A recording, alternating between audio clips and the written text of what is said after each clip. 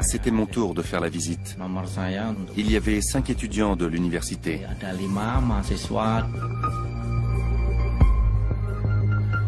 On est allé dans les combles.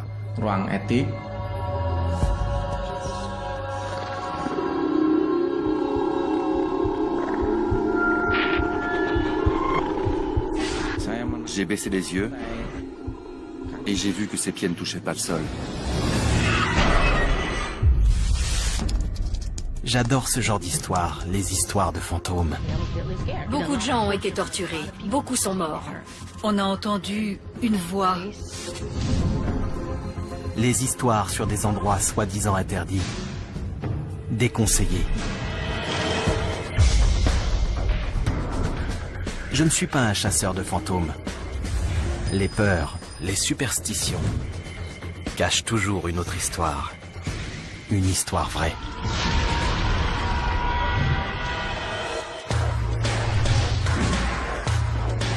Que s'est-il vraiment passé ici?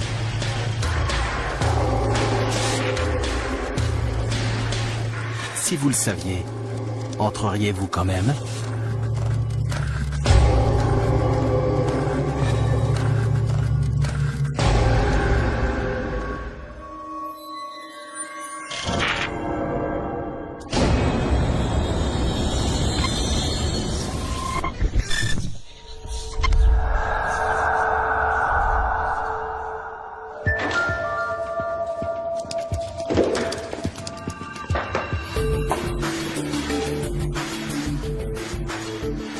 L'Indonésie est composée de plus de 17 000 îles.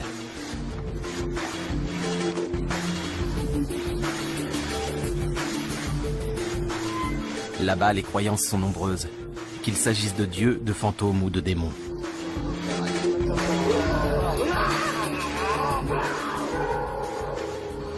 Magiques, mystiques ou terrifiantes, ces entités sont omniprésentes en ville comme à la campagne. Les publicités en rapport avec le paranormal sont monnaie courante.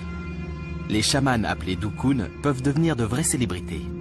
Beaucoup considèrent que ces phénomènes font partie de la vie quotidienne.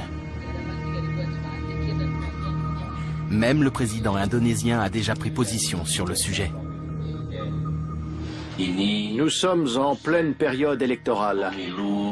Le président et le vice-président vont être choisis. Beaucoup utilisent la magie noire.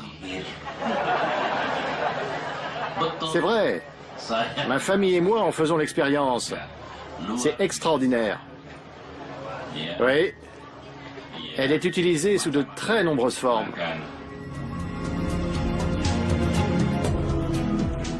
Je suis convaincu que les lieux soi-disant hantés cachent souvent une histoire qui reste encore à découvrir. Je suis venu enquêter sur un bâtiment en particulier. Beaucoup pensent qu'il abrite une quantité inhabituelle de phénomènes paranormaux.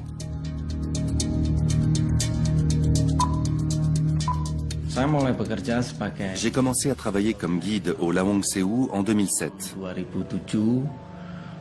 C'est un édifice ancien. On raconte qu'il est hanté par beaucoup de fantômes.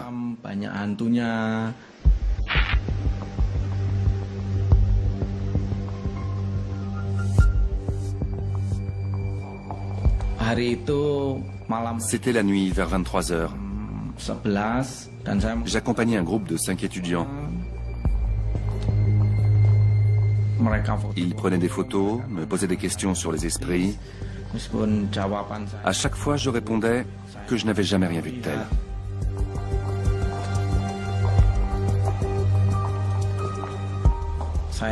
On a pris les escaliers.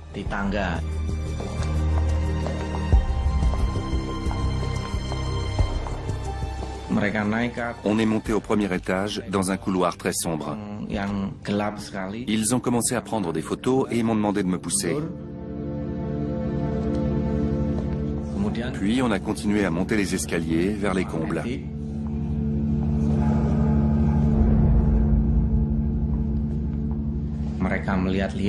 Pendant qu'ils exploraient, je suis allé vers la droite. Je ne me suis pas rendu compte qu'ils ne me suivaient pas.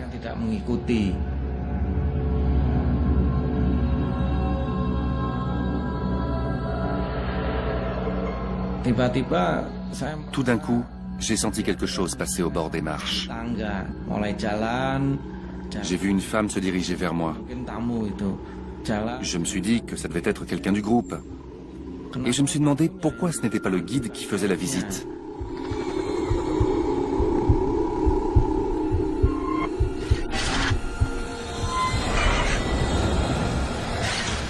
J'ai eu une absence.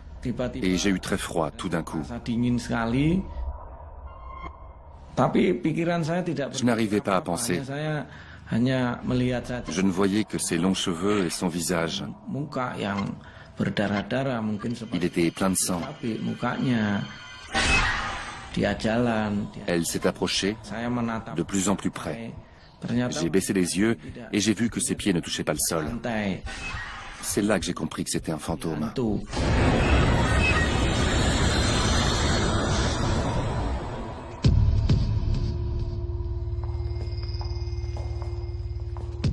J'avais très peur. Je ne suis pas quelqu'un de courageux.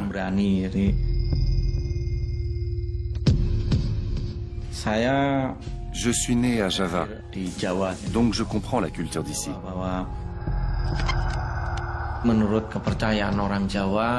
Et d'après les croyances javanaises, il y a beaucoup d'esprits au Lawang Sewu à cause de son passé.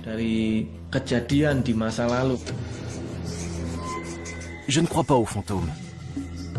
Mais je me pose une question. Toutes ces histoires de fantômes pourraient-elles avoir pour origine un événement bien réel? Pour y répondre, je vais devoir fouiller le passé de ce bâtiment. À quoi servait-il? Quelqu'un y a-t-il vécu? Je suis venu à Semarang à cause de toutes les légendes qu'on raconte.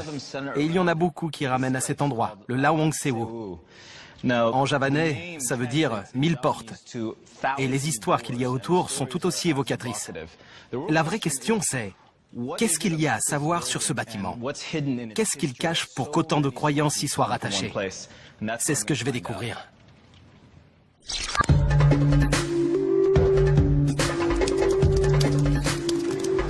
Semarang, capitale de Java centrale. Ce port qui s'étend à perte de vue a plus de 1000 ans.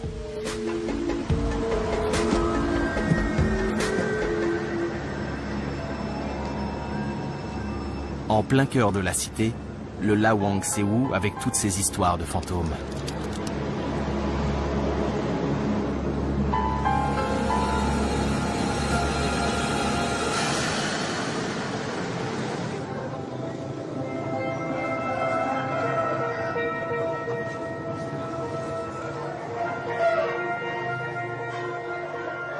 L'Indonésie est le pays qui rassemble le plus de musulmans au monde. Mais les anciennes pratiques d'animisme et de magie ne sont jamais très loin. À Semarang, ces croyances sont fortement enracinées. Je pars donc à leur recherche dans les allées et les ruelles de la ville.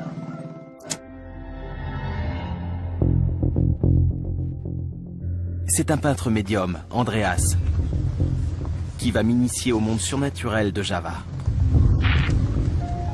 Il dessine et peint sa vision des dieux et des démons indonésiens sur à peu près tout ce qui lui tombe sous la main.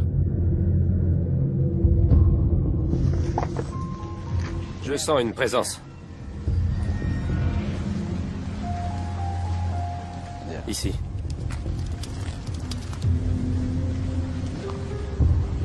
Ici. C'est la femme.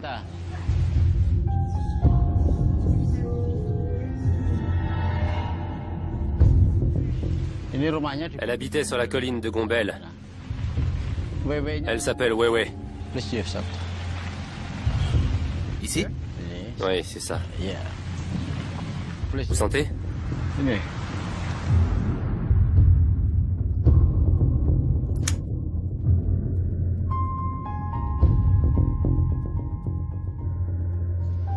On croit beaucoup aux fantômes en Indonésie. Parlez-moi des légendes les plus courantes. Il y a le monde des esprits. Les esprits sont des humains qui sont morts. Ensuite, il y a les Siluman, une sorte de génie. Ils pratiquaient la magie noire. Et à leur mort, ils sont devenus des Siluman. Ce sont des serpents, moitié animaux, moitié humains. La troisième s'appelle Wewe. Une femme nue. Oui, oui. Elle a de gros seins.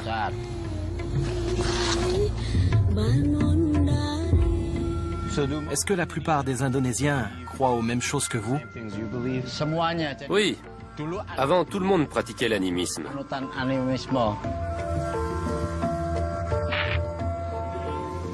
Pourquoi il y a autant d'histoires sur le Lawang Sewu? Là-bas, il y en a 41. 41 fantômes. Pourquoi ils sont attirés là-bas? Là-bas, ils se sentent à l'aise, en paix.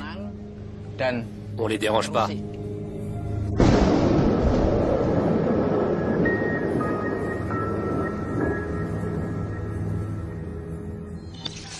Légende du Lawang Sewu. Là, on voit le bâtiment. Les Indonésiens croient qu'il est hanté par une ribambelle d'esprits. Pourquoi là-bas? Pourquoi il y a un tel nombre de croyances? Je ne le sais pas. J'espère le découvrir au fur et à mesure. D'après Andreas, les fantômes de Lawang Sewu sont paisibles, tranquilles. Mais le spectre que Bernard a vu était ensanglanté. Et donc pas vraiment paisible. Juste histoire de vous montrer à quel point les superstitions sont répandues ici. Je suis allé dans une librairie et j'ai trouvé plusieurs magazines exclusivement dédiés aux histoires de fantômes et aux récits surnaturels. Quand on les feuillette, les illustrations sont à mourir de rire. On voit des démons, des fantômes, des femmes échevelées, et ce que je préfère, des pubs pour des sorciers qui font de la magie noire.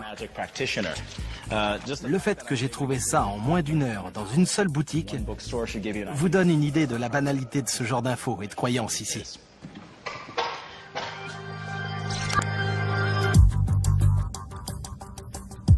La culture populaire aide à comprendre pourquoi tant d'histoires de fantômes sont liées à un monument historique comme le Lawang Sewu. Beaucoup d'Indonésiens considèrent que les fantômes sont partout. Ils sont un divertissement, un spectacle. Et ce vieil édifice est une scène idéale. Il y a 2 caméras là. Les rumeurs sur les fantômes du Lawang Sewu sont tellement répandues qu'une émission de télé-réalité locale a mené l'enquête dans les célèbres sous-sols. Les lumières se sont éteintes. Elle avait les cheveux longs et elle portait une grande robe blanche. Mais j'ai pas bien vu son visage. J'avais peur de me mettre en danger.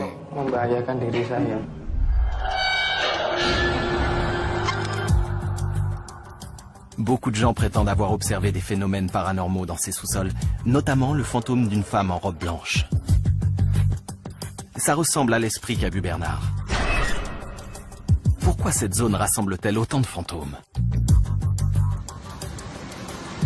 Faut-il chercher la réponse dans le passé du bâtiment? Il n'y a qu'un moyen de le savoir. Je ne peux pas filmer? Pourquoi? Bon, c'est... Désolé. Le Lawang Sewu, un monument historique que beaucoup croient hanté. Laetitia, merci d'être venue. Enchantée. Je suis venu en Indonésie pour découvrir la vérité sur ces histoires. Je retrouve Laetitia, mon contact ici. Mais on m'a refusé le droit de filmer. J'espère qu'en venant avec Laetitia, la réponse sera différente. Je filme un peu le Lawang Sewu. C'est à titre privé? Pour le diffuser. Alors? Elle dit qu'on n'a pas le droit de prendre quoi que ce soit si c'est pour le diffuser. Je peux pas filmer? Pourquoi? Malgré notre insistance, c'est non. On ne peut pas? Non. Peut-être pense-t-il qu'on cherche uniquement des sensations fortes.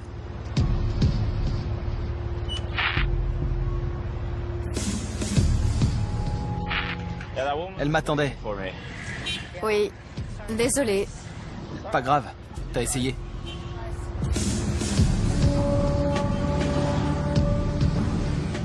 Quelle qu'en soit la raison, je ne vais pas m'arrêter là. Il y a d'autres moyens de découvrir la vérité sur le Lawang Sewu, même sans entrer.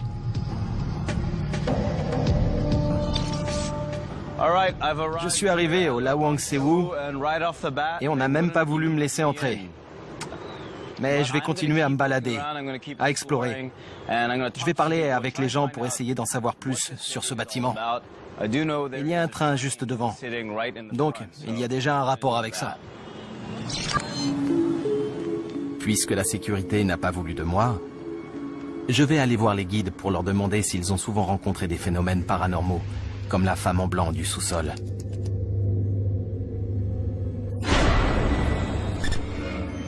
Vous travaillez au Lawang Sewu? C'est ça. Ouais.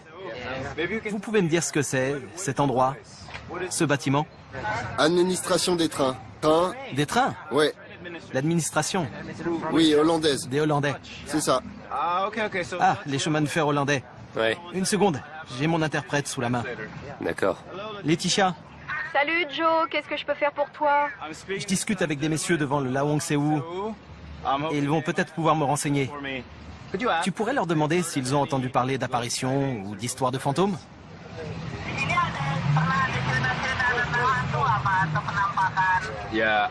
Oui, il y a des histoires, mais pas tant que ça. Tout le monde ne peut pas voir ces choses-là. Je suis venu ici à cause des histoires qu'on m'a racontées, notamment quelqu'un qui est guide, comme vous. Et vous, vous avez des choses à raconter? Moi, j'ai vu quelque chose. C'était en 2006. J'ai été poursuivi par un Gwenderuwo au sous-sol. Je ne l'ai pas revu depuis. Vous le décrivez comme étant noir, poilu. Qu'est-ce que c'était? Un homme très grand, poilu. Vous avez entendu parler d'une femme? Oui. Oui. Il y a des histoires sur une Hollandaise. On dit qu'elle est au rez-de-chaussée et qu'elle porte une longue robe blanche. D'accord, on dirait que je suis au bon endroit en fait.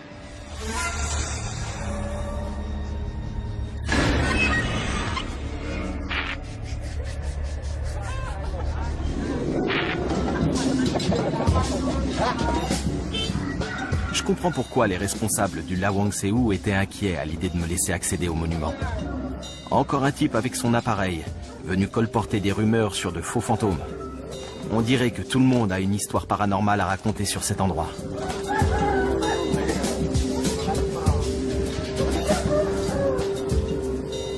Ce bâtiment est une sorte de théâtre de l'absurde. Et s'il y a quelqu'un qui peut apporter un éclairage sur le folklore local, c'est Sujio Tejo, un marionnettiste renommé.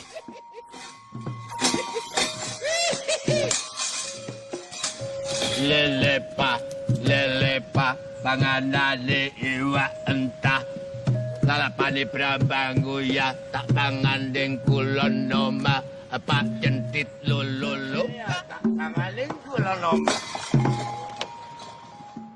Sujio, vous pouvez me parler un peu de votre art?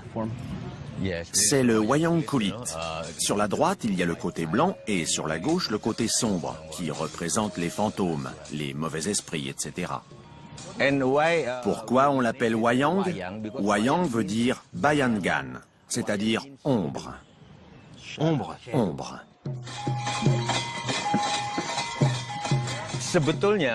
Il n'y a pas de personnage différent pour le bon et le mauvais côté. Ça veut dire que les deux, le positif et le négatif, sont potentiellement présents dans une même personne.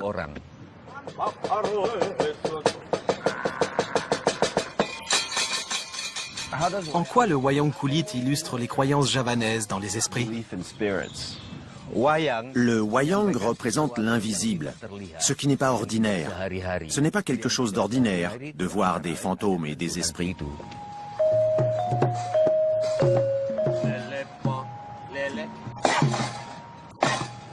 On est très influencé par l'islam. Le surnaturel peut se manifester sous la forme de Dieu ou des anges. Mais pour les Javanais, les fantômes et les esprits aussi sont surnaturels. Le bien contre le mal, l'ombre et la lumière. Cette forme théâtrale fascinante est fondée sur les contrastes. Et il semble qu'en Indonésie, les fantômes soient un bon moyen de se divertir.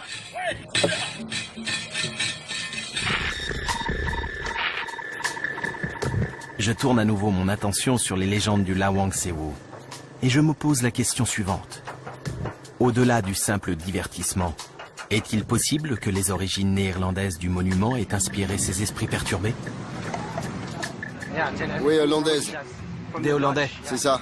Ah, le chemin de fer hollandais. L'histoire d'un des guides parlait d'une dame hollandaise. Ce qui n'est pas étonnant quand on sait que le bâtiment a été construit par des Néerlandais. Je m'appelle Nourianto et j'enseigne le droit à l'université de Semarang. J'aime l'univers du surnaturel.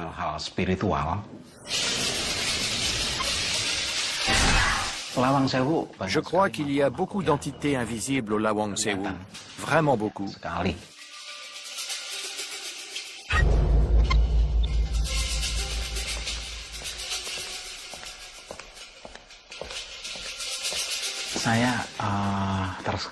Une fois, j'ai rencontré un fantôme magnifique. Elle s'appelait Van Helen.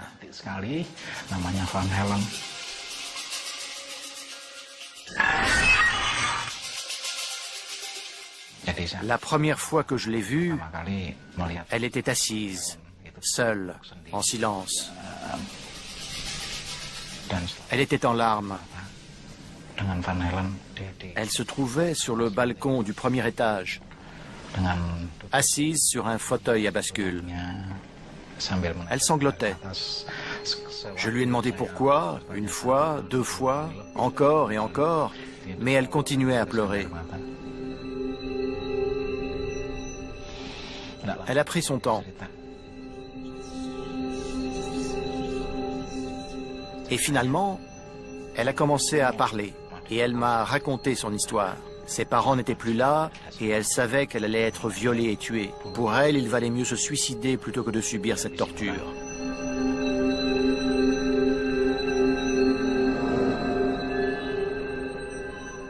Pour moi, Van Helen est une bonne entité. J'ai pitié d'elle. Vraiment.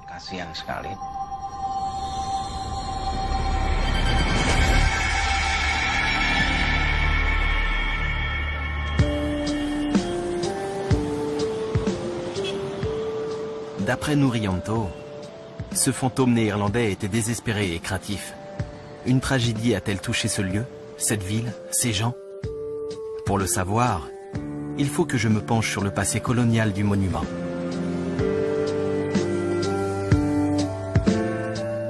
Les Néerlandais sont arrivés en Indonésie au XVIe siècle. Ils ont plus ou moins contrôlé le pays pendant environ 300 ans. Dans les années 1860, la première ligne de chemin de fer relie Semarang à une autre ville de Java centrale. Une quarantaine d'années plus tard, le Lawang Sewu devient le centre du système ferroviaire néerlandais. Ces trains qui traversent Semarang et le Lawang Sewu, que transportent-ils de si important ?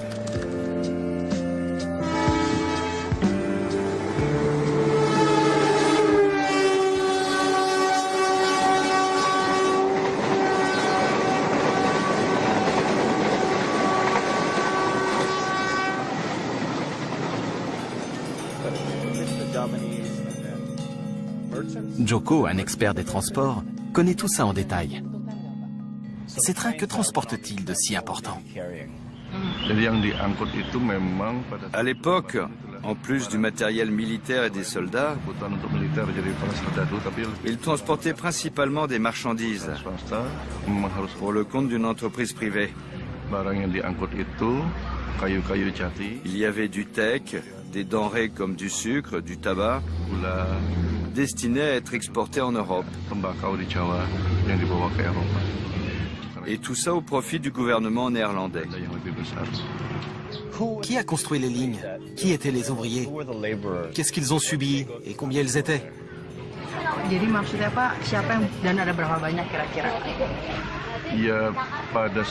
Le système en place était celui du rodi, le travail forcé.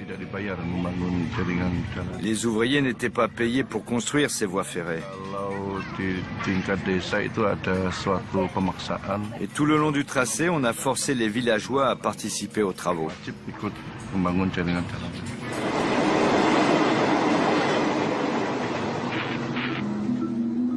Il semble que pour beaucoup de Javanais, la vie à l'époque de la domination néerlandaise est loin d'être idéale.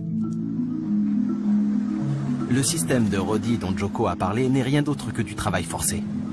Travailler dur et gratuitement pour remplir le compte en banque de quelqu'un d'autre. Grâce au système ferroviaire néerlandais, l'empire indonésien devient encore plus puissant.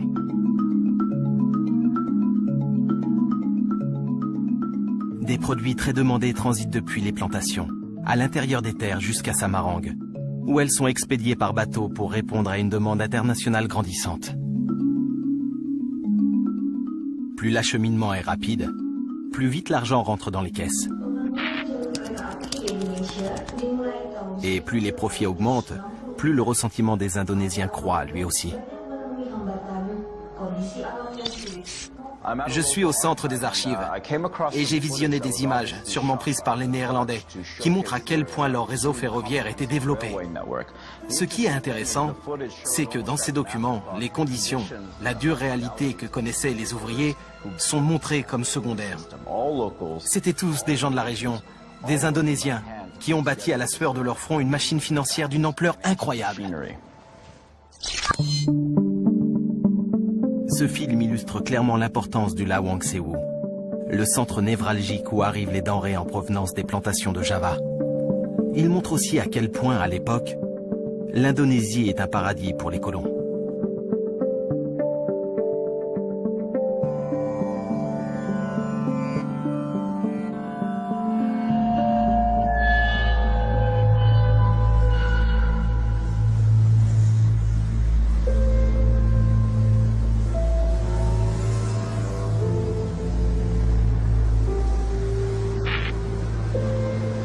Le Lawang Sewu, imposant édifice au cœur de Semarang. Dans les années 1900, il est le symbole du pouvoir politique et économique néerlandais. Les vestiges de l'Indonésie batave sont toujours bien visibles. Beaucoup ne sont plus que des coquilles vides, abandonnées, en pleine décrépitude. Dans la ville de Semarang, on retrouve facilement l'architecture, la présence coloniale néerlandaise. Ce qui est clair, c'est que rien ici n'est amoureusement entretenu. C'est à se demander dans quelles circonstances l'Empire hollandais est tombé.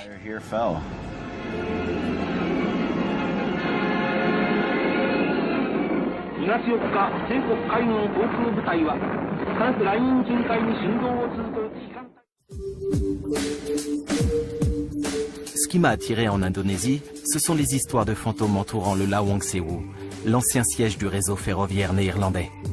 Beaucoup pensent que son sous-sol abrite une intense activité paranormale. Mais pour moi, ce ne sont pas des fantômes qui hantent ce bâtiment.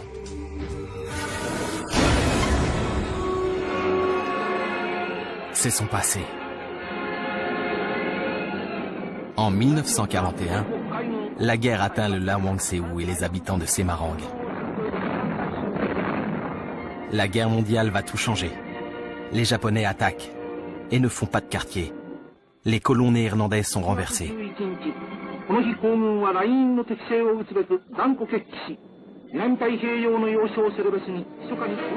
L'assaut est foudroyant.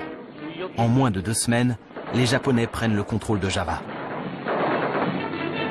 Que font alors les nouveaux maîtres des lieux? Qu'arrive-t-il aux Néerlandais?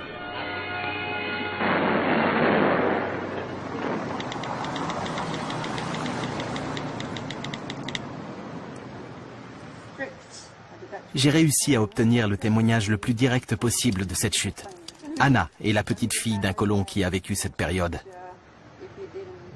Comment vivait votre famille à l'époque coloniale? Mon père est né ici. Il a vécu ici jusqu'à l'âge de 8 ans. C'était le paradis. Je veux dire que pour eux, c'était un monde libre, vert, où il faisait toujours chaud et où la nourriture était bonne. C'est le souvenir qu'il en garde. Quand est-ce que ça a commencé à changer? Ça a été très soudain. Il se souvient d'une vie vraiment très heureuse jusqu'en décembre 1941, je crois, l'invasion japonaise. C'est là que son père a été mobilisé. Il a été emmené. Il devait travailler pour les Japonais. 4 ans plus tard, en 1945, la famille a reçu une lettre annonçant qu'il était mort, sur le chemin de fer birman. Donc oui, il a perdu son père. Heureusement, mon père, lui, n'a pas été enfermé dans un camp. Mais ils ont dû se cacher. Les camps de prisonniers, qu'est-ce que vous savez de ça? C'était vraiment horrible. Les Japonais regroupent quelques 130 000 Néerlandais et les enferment dans des camps d'internement. Beaucoup souffrent de la famine et de maladies. Des milliers mourront.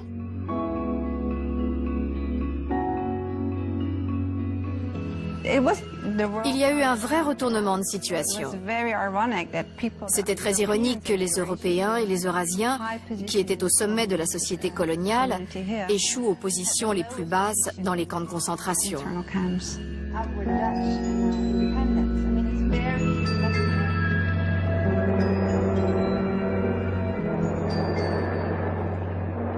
Autrefois rois en leur paradis du sud-est asiatique, les Néerlandais se retrouvent rassemblés et parqués comme du bétail.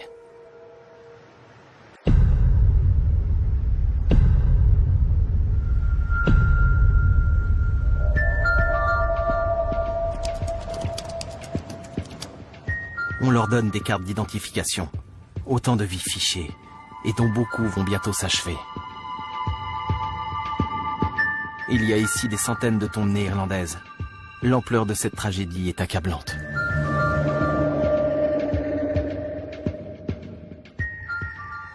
Je suis dans le cimetière néerlandais de Semarang.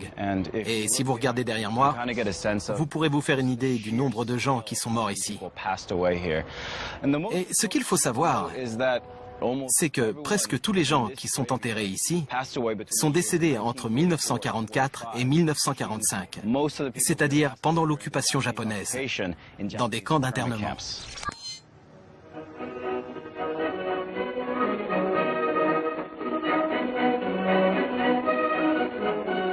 Pour les Hollandais, la fête est finie.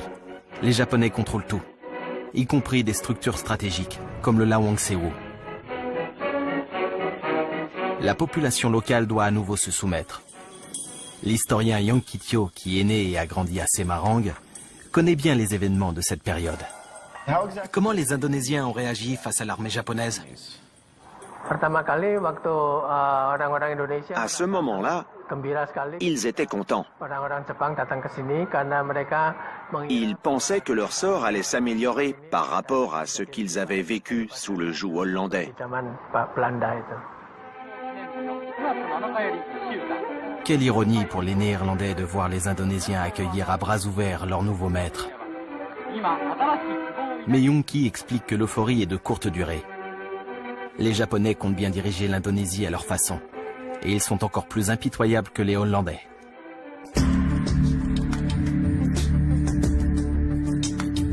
À Semarang, ils s'emparent des installations coloniales. Et comme les Néerlandais avant eux, ils contrôlent les chemins de fer depuis le Lawangsewo. D'après certaines rumeurs, ils utilisent les sous-sols du bâtiment pour emprisonner et torturer. Je me demande si c'est vrai, et si c'est pour ça que certains croient que les lieux sont hantés. Je demande à Yongki ce que les Japonais ont fait du Lawangsewo.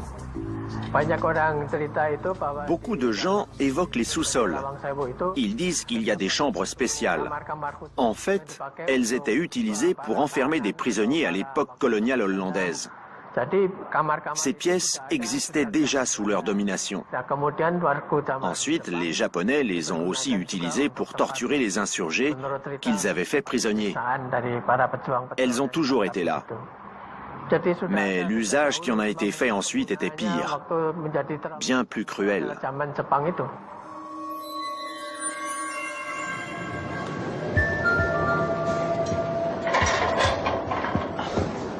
Je suis un peu surpris que Yonki confirme les rumeurs sur les sous-sols. Ça expliquerait leur réputation auprès des chasseurs de fantômes locaux.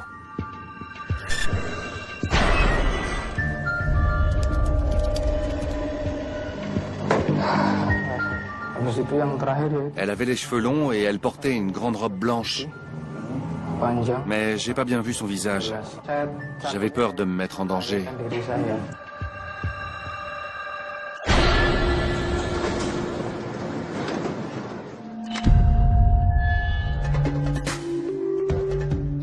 Je ne peux pas accéder moi-même au sous-sol du Lawang Sewu.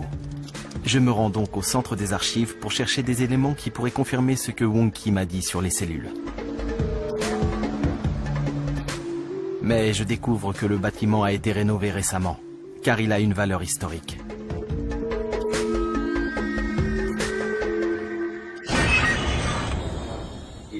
Je contacte Albertus Criswandono, un architecte qui a travaillé sur ce projet. D'après certaines rumeurs, les sous-sols ont servi de prison. Vous pensez que c'est vrai? Que les sous-sols ont servi de prison? Moi, je pense que c'est possible.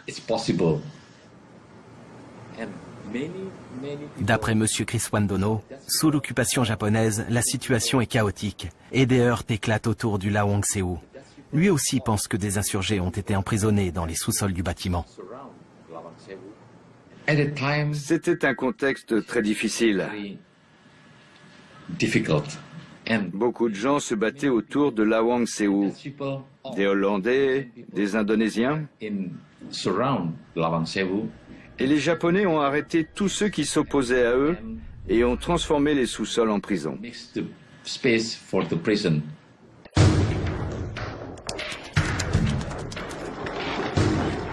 Mystère résolu. Je suis finalement convaincu, mais l'architecte a éveillé ma curiosité. Il a évoqué ce qui semble avoir été une bataille importante. La voici.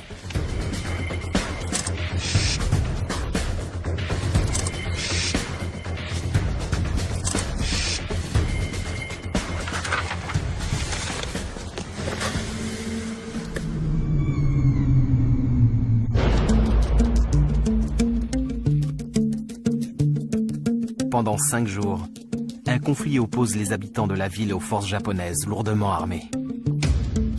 Les combats se déroulent au pied du Lawang Sewu.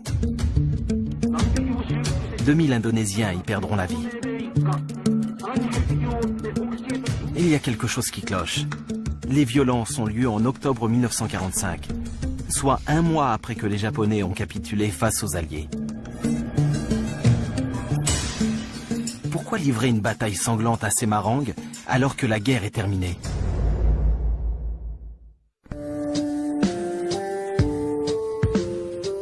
Le Lawang Sewu est un bâtiment au passé riche en histoire. Je suis venu enquêter sur des rumeurs qui le disantaient. Pour moi, ces histoires de fantômes ne sont justement que des légendes. Ce que je cherche vraiment, c'est ce qui a pu arriver par le passé.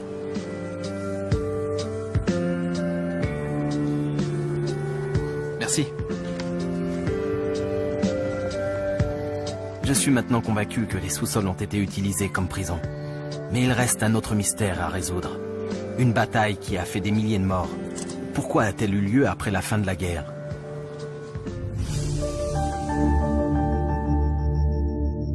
Je découvre alors l'origine du conflit. De jeunes combattants indonésiens demandent que l'armée japonaise rende les armes.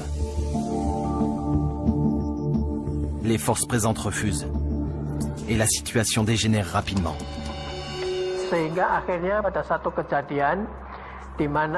Il a fini par y avoir un incident. À Semarang, des Indonésiens ont attaqué les prisons et pris des Japonais en otage.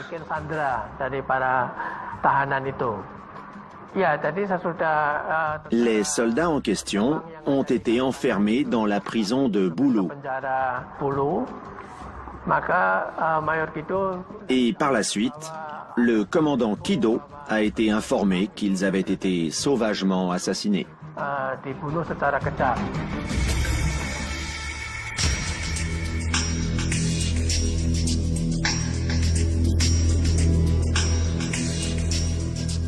Yonki me raconte que c'est ce massacre de plus de 100 Japonais, perpétré dans une prison voisine, qui décide le commandant Kido et ses hommes à lancer l'offensive.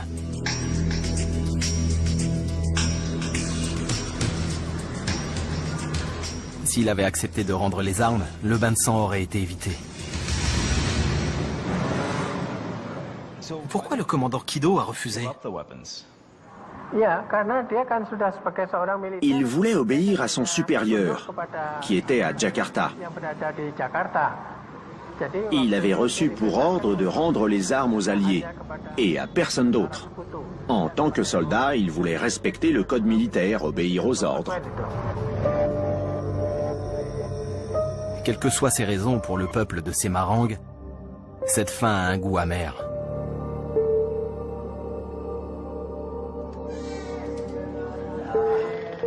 Contre toute attente, j'ai réussi à trouver un survivant.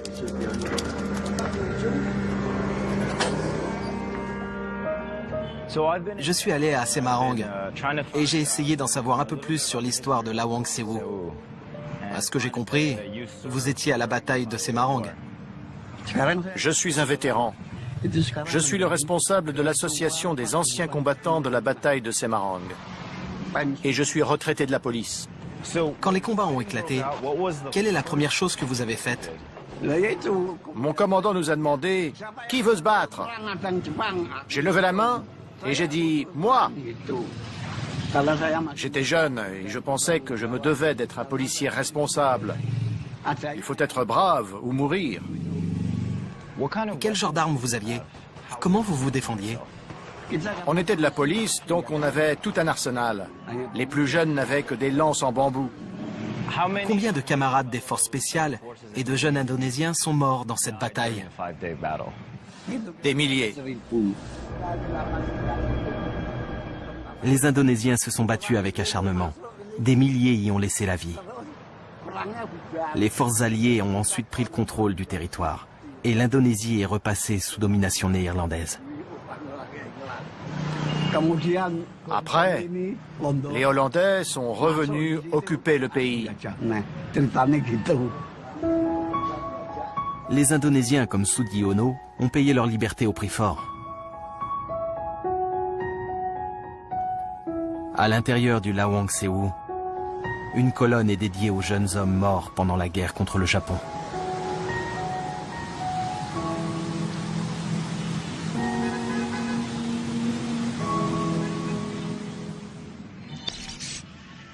Pendant mon séjour à Semarang, je me suis baladé, j'ai parlé à des gens et j'ai recueilli leur histoire sur le Lawang Sewu. Bizarrement, je n'ai jamais eu l'impression de m'en éloigner de plus de quelques rues.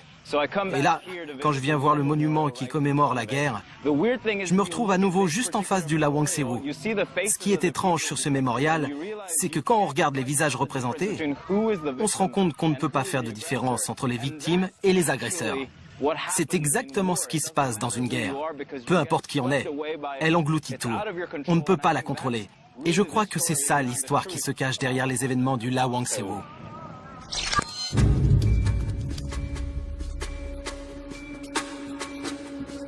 J'ai commencé mon enquête avec cette question.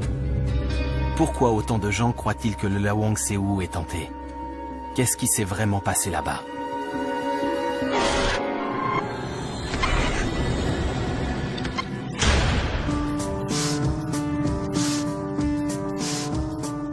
Cette interrogation m'a fait vivre une histoire bien plus épique. Un vrai film d'épouvante pour le coup. L'histoire de la colonisation de l'île de Java. D'un peuple soumis. Le mystère d'une bataille acharnée qui a fait des milliers de morts. Avec elle, les Indonésiens entamaient la lutte pour leur indépendance. Et il leur en a fallu du temps pour réaliser leurs rêves.